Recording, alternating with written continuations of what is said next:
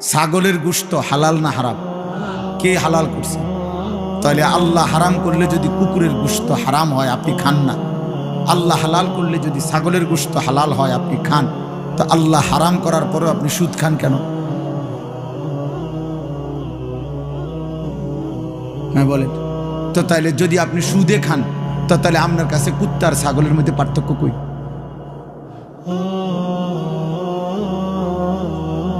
বলেন না কেন? তো তাইলে এই জন্য এটা বড় বিষয়।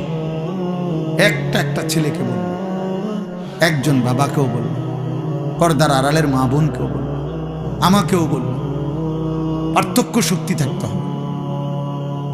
একে মানুষ বলে। যেখানে একজন মানুষ হওয়ার জন্য পার্থক্য শক্তি থাকা দরকার, সেখানে একজন মুমিনের জন্য কি পরিমাণ দরকার? একজন মুসলমান হওয়ার জন্য কি পরিমাণ দরকার?